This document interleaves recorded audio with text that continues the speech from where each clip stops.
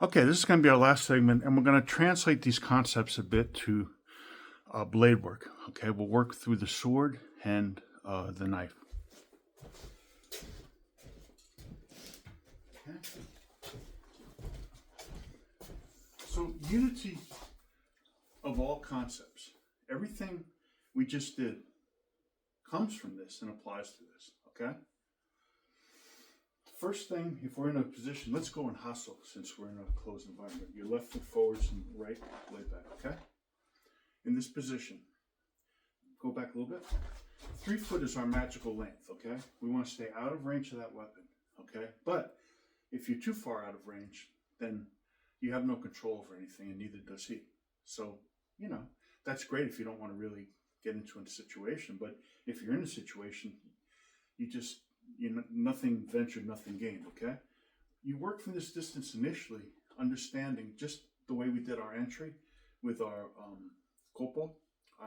kempo, and our grappling. It's the same kind of idea, except with the blade, you use the blade as a shield as well as a weapon, okay?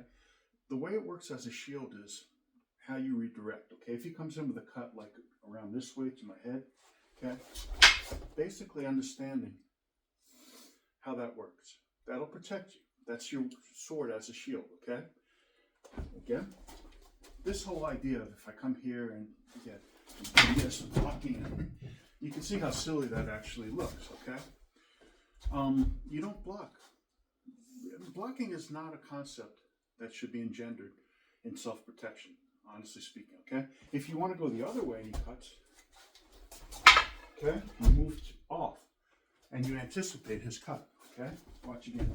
So right here, I see him getting ready to cut, I move off here, okay? Either way, I'm deflecting his weapon, okay? I'm not trying to block it. So if I want to cut him, okay, I can move in if I can, or I can move back, okay? So that's the first understanding that way, okay? The second understanding is how distance actually works in an evolving situation where somebody can get cut and killed very quickly, okay? So again, we'll start from Hasso since we're in the barn here, okay? Point your blade this way. Ooh, thanks, yeah? And if he's coming in here, just make a cut this way, okay? Just come in this way, boom, okay? See that cut?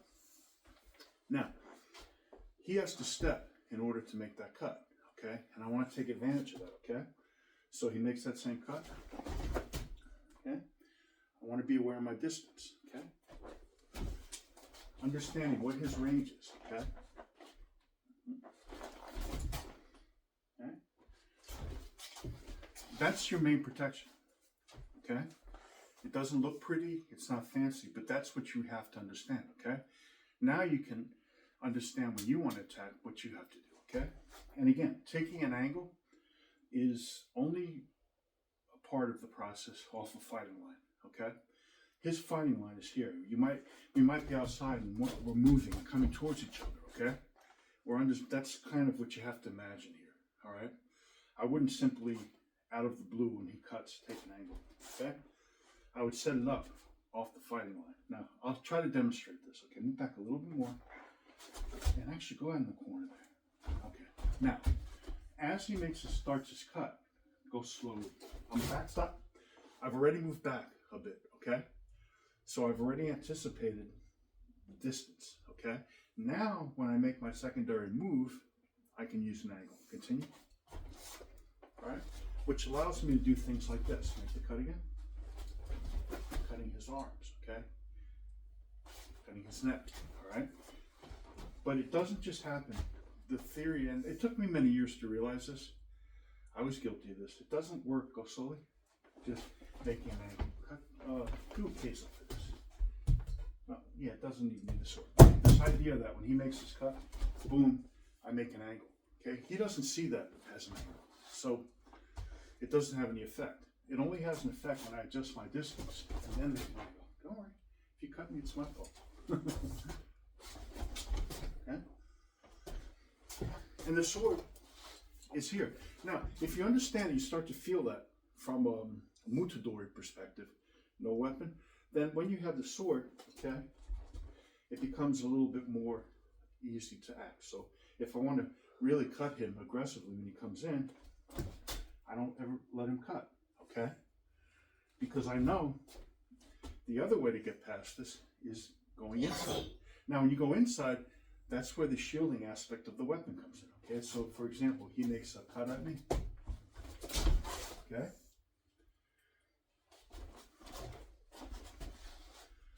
That's the other aspect, okay?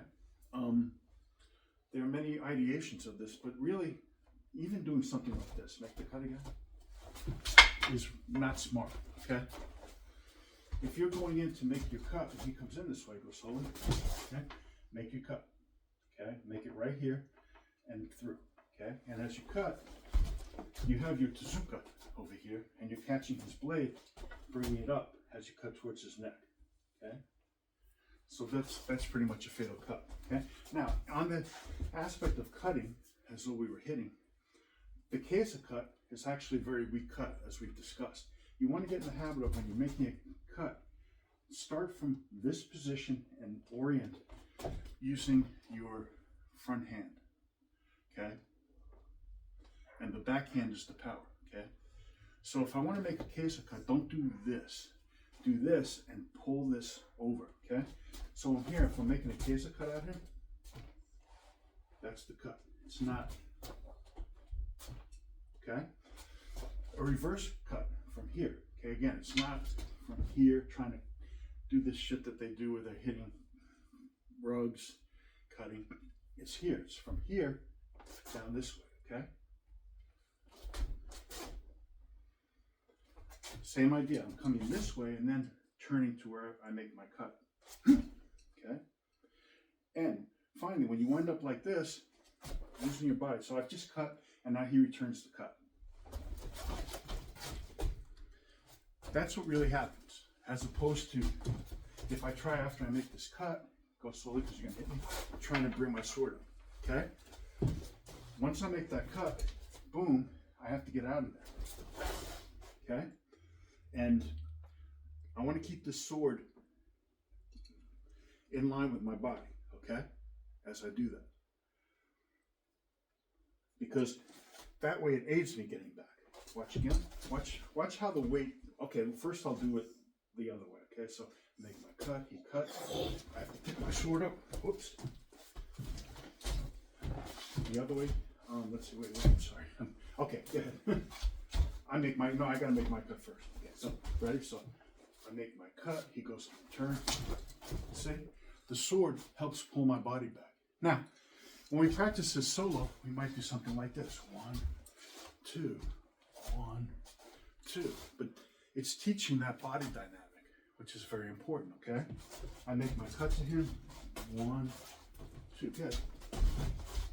See the angles here? With sword, things are always going to be close, okay? And you have to practice potentially that you're going to get cut once in a while in order to be real. Because look at the difference. If I'm practicing this way, 1, 2, and now if he actually returns with a cut, see? Just by not moving back far enough, he's touching me, right? So again, 1, okay, cut. 2, keep it close. Because in a real situation, this is what's going to happen.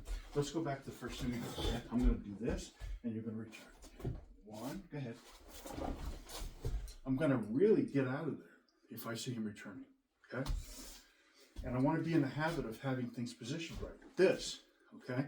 Doesn't look pretty. Doesn't look like a kamae, but it's hasso. And why is it important? Watch this. Okay, go slow, do the whole thing again. Ready? 1, 2, 3. Boom, okay? My sword is ready, okay? Or, conversely, 1, 2, 3, okay? Right under here. Pushing in, whipping out through his arteries and getting away from him so I don't get an autonomic response of his weapon making a cut, okay? So these are some of the dynamics about body weight shifting that you have to have an uke to understand, okay? From there, you know, you can get into more subtle types of movements. If he's coming straight down this way, okay, making a cut that way, okay? Wind movements, okay, same sort of thing, okay. Boom, okay.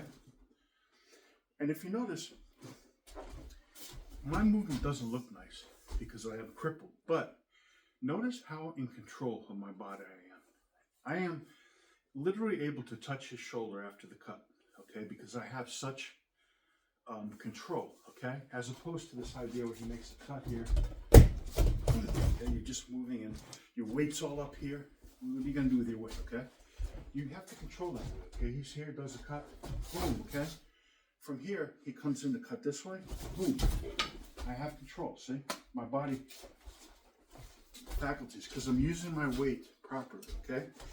And then the sword is just an extension. So from here, I'm baiting him, squishy, boom, okay, there's your pass cut, okay? But to do that pass cut, it's not like you see in the movies. Go slowly. Okay? It's a controlled type. First of all, you have to bait him into thinking he's got a cut, okay? You have to keep that close, okay? And you have to be in, so after you cut him, you can either come here, get a check, or get away from him this way. All right, with that said, let's go to the knives real quick. Let's see what time is. Oh, hang on. We'll do the knives in the final sequence.